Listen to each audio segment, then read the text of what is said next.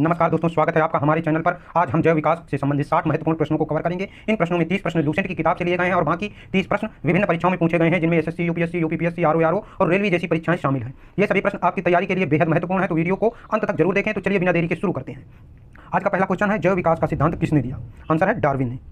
Darwin ने अपनी पुस्तक on the origin of species में प्राकृतिक चयन के माध्यम से जैव विकास का सिद्धांत प्रस्तुत किया। अगला क्वेश्चन है, जीवित जीवाणुओं में जीवन की उत्पत्ति सिद्धांत किसने प्रस्तावित किया था? अपारिन ने। अपारिन ने जीवन की रासायनिक उत्पत्ति का सिद्धांत दिया, जिसे बाद में यूरे मिलर ने प्रयोग से समर्थन मिला। अगला क्वेश्चन है, डार्विन ने प्राकृतिक चयन के माध्यम से किस सिद्धांत की व्याख्या की थी? जैव विकास के सिद्धांत की व्याख्या की थी। प्राकृतिक चयन के सिद्धांत के अनुसार पर्यावरण के अनुसार अनुकूलित जीव ही जीवित रहते हैं और प्रजनन करते हैं। अगला क्वेश्चन है, होमो सैपियंस का उद्भव किस युग में हुआ?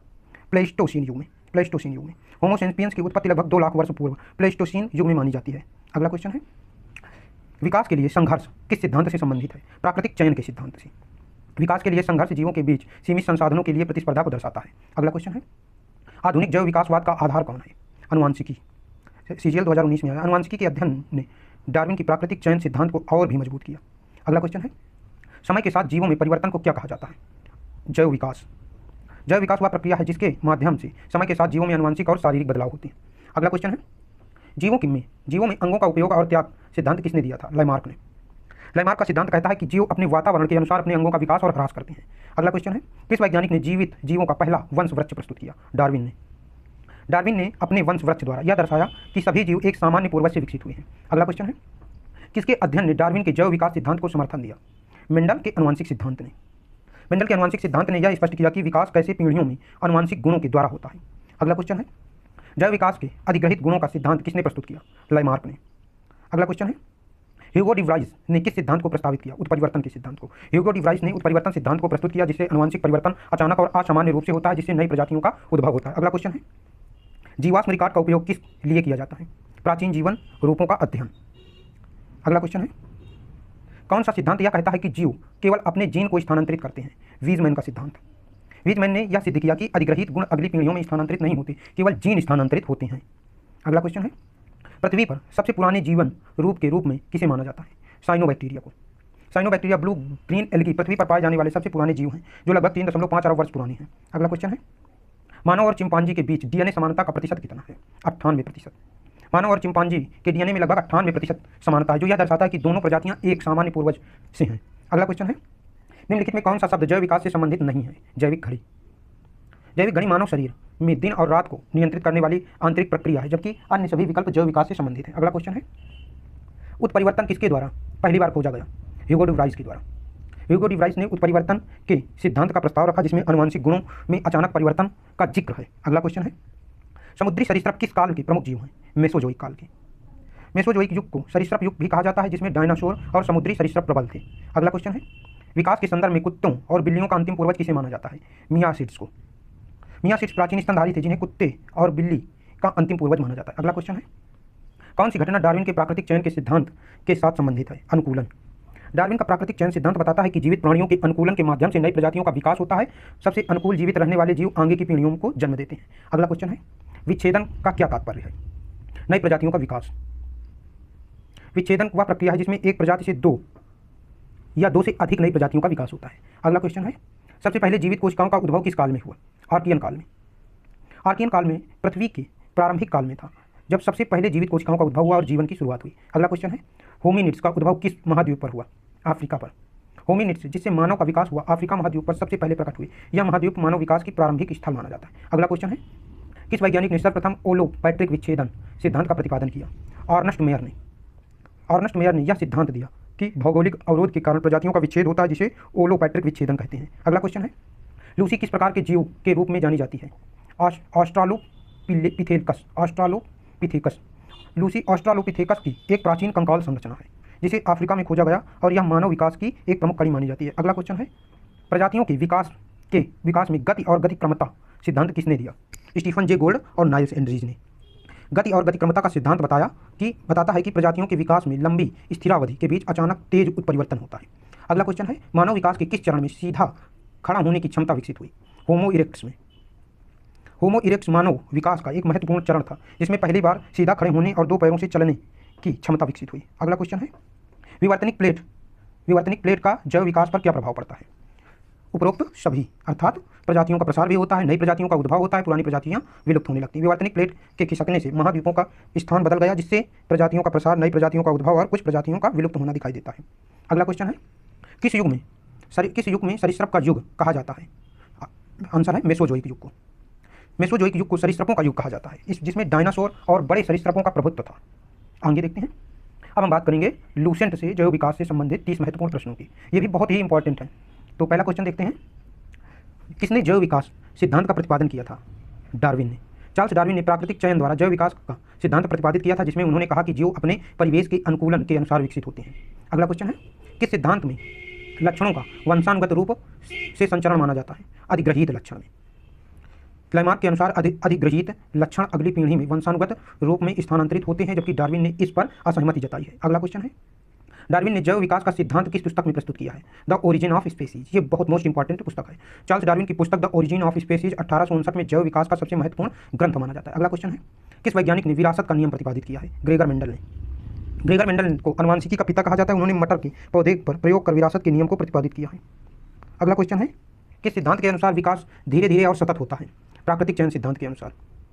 डार्विन के अनुसार विकास धीरे धीरे होता है और यह प्राकृतिक चयन की प्रक्रिया से संचालित होता है। अगला क्वेश्चन है, लाइमार्क ने विकास के किस सिद्धांत को प्रतिपादित किया? अधिग्रहित लक्षणों का सिद्धांत। लाइमार्क का मानना था कि जीव अपने जीवन के दौरान अधिग्रहित लक्षणों को अपनी अपनी पीढ़ी में स्थानांतरित करते हैं। अगला क्वेश्चन है, विरासत के अध्ययन को क्या कहा जाता है? अनुवांशिकी। अनुवांशिकी विज्ञान में जीनों और उनके वंशानुगत संचरण के अध्ययन को विरासत कहा जाता है। अगला क्वेश्चन है, पंचुएटेड इक्विलिब्रियम का सिद्धांत क्या बताता है? विकास में लंबी स्थिर अवधि के बाद तेजी से बदलाव। पंचुएटेड इक्विलिब्रियम के अनुसार विकास स्थिरावस्था की लंबी अवधि के बाद अचानक तेज उत्परिवर्तन के माध्यम से होता है। अगला क्वेश्चन है, किसे जैव विकास का पिता कहा जाता है? चार्ल्स डार्विन को। अगला क्वेश्चन है, कौन सा युग जीवों का युग कहलाता है? काइनोजोइक युग। काइनोजोइक युग को जीवों का युग कहा जाता है, क्योंकि इसमें स्तनधारी जीवों का विकास हुआ था। अगला क्वेश्चन है, निम्नलिखित में कौन सा युग सरीसृप युग का कहलाता है? मेसोजोइक। मेसोजोइक युग में सरीसृप का युग कहा जाता है, क्योंकि इस युग में डायनासोर और विशाल सरीसृपों का उद्भव और विकास हुआ। अगला क्वेश्चन है, विकास के किस सिद्धांत को ह्यूगो डी व्रीज ने प्रतिपादित किया? उत्परिवर्तन का सिद्धांत। ह्यूगो डी व्रीज ने उत्परिवर्तन सिद्धांत को प्रतिपादित किया, जिसमें अचानक आनुवंशिक परिवर्तनों के द्वारा नए जीवों का विकास माना जाता है। अगला क्वेश्चन है, किस वैज्ञानिक ने जीवन की उत्पत्ति के बारे में रासायनिक विकास का सिद्धांत दिया? ओपेरिन ने। ओपेरिन ने रासायनिक विकास का सिद्धांत प्रस्तुत किया, जिसमें उन्होंने बताया कि पृथ्वी पर जीवन की उत्पत्ति सरल रासायनिक यौगिकों के धीरे धीरे विकसित होकर जटिल जैविक संरचनाओं में बदलने से हुई है। अगला क्वेश्चन है, कौन सा सिद्धांत जीवन की उत्पत्ति का जैविक प्रमाण देता है? जीवाश्म प्रमाण का सिद्धांत। जीवाश्म प्रमाण जो पृथ्वी की सतह में दबे प्राचीन जीवों के अवशेष हैं, यह सिद्ध करता है कि जीवन क्रमिक विकास के माध्यम से उत्पन्न हुआ है। अगला क्वेश्चन है, किस सिद्धांत के अनुसार जीव सीधे रूप में सृजित नहीं हुए बल्कि विकास की प्रक्रिया से बने हैं? जैव विकास का सिद्धांत। जैव विकास के सिद्धांत के अनुसार जीवित प्राणी अपने पूर्वजों से विकसित हुए हैं और किसी पूर्व निर्धारित योजना के अनुसार सृजित नहीं हुए हैं। अगला क्वेश्चन है, किस वैज्ञानिक ने बीजाणु सिद्धांत दिया? पाश्चर ने।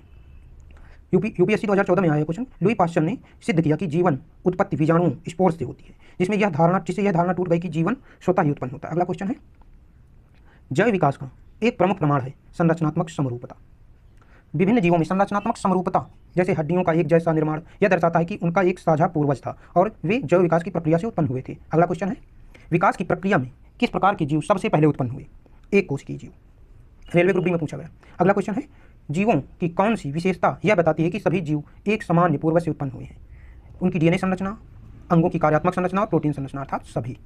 यूपीपीसीएस 2015 में आया है कुछ। अगला क्वेश्चन है, किस वैज्ञानिक ने सिद्ध किया कि पृथ्वी पर जीवन का विकास रासायनिक और भौतिक प्रक्रियाओं के माध्यम से हुआ है? ठीक, तो स्टेनली मिलर ने। स्टेनली मिलर ने अपने प्रयोग से सिद्ध किया कि पृथ्वी के प्रारंभिक वायुमंडल में हुए रासायनिक और भौतिक प्रक्रियाओं से सरल यौगिक से जटिल जीवन उत्पन्न हो सकता है। अगला क्वेश्चन है, चार्ल्स डार्विन के सिद्धांत को किस नाम से जाना जाता है? प्राकृतिक चयन के सिद्धांत के नाम से। चार्ल्स डार्विन ने अपने प्राकृतिक चयन के सिद्धांत में बताया कि केवल वही जीवित प्रजातियां बच पाती हैं जो अपने पर्यावरण के अनुसार बेहतर ढंग से अनुकूलित हो जाती हैं। अगला क्वेश्चन है, लाइमार्क के सिद्धांत के अनुसार जीवों में लक्षणों का विकास किसके आधार पर होता है? वातावरण के अनुकूलन के आधार पर। लाइमार्क के अनुसार जीवों में अधिग्रहित लक्षण उनके वातावरण के अनुसार विकसित होते हैं। यह लक्षण आगे की पीढ़ी में स्थानांतरित होते हैं। अगला क्वेश्चन है, जीवाश्म किस सिद्धांत का प्रमुख प्रमाण माने जाते हैं? जैव विकास के सिद्धांत के। जीवाश्म जो प्राचीन जीवों के अवशेष होते हैं, जैव विकास का महत्वपूर्ण प्रमाण माने जाते हैं। यह दिखाते हैं कि समय के साथ जीवों में किस प्रकार के परिवर्तन हुए हैं। अगला क्वेश्चन है, विकास में सबसे पहले किस प्राणी ने पृथ्वी में कदम रखा? उभयचर ने।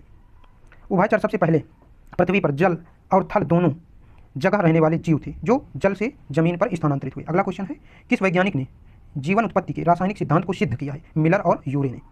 स्टेनली मिलर और हेरोल्ड यूरे ने प्रयोग करके सिद्ध किया कि पृथ्वी के प्रारंभिक वातावरण में रासायनिक प्रक्रियाओं के माध्यम से जीवन उत्पन्न हो सकता है। अगला क्वेश्चन है, जीवों में प्राकृतिक चयन सिद्धांत किसके द्वारा प्रतिपादित किया गया? डार्विन के द्वारा। डार्विन ने प्राकृतिक चयन का सिद्धांत प्रतिपादित किया, जिसमें कहा गया कि वे जो जीव अपने परिवेश के अनुसार सर्वाधिक अनुकूल होते हैं वही जीवित रहते हैं और अगली पीढ़ी में अपने लक्षण स्थानांतरित करते हैं। अगला क्वेश्चन है, जैव विकास की सबसे पहली अवस्था क्या है? एक कोशिकीय जीव। अगला क्वेश्चन है, आधुनिक विकासवाद का सिद्धांत किस जगह पर आधारित है?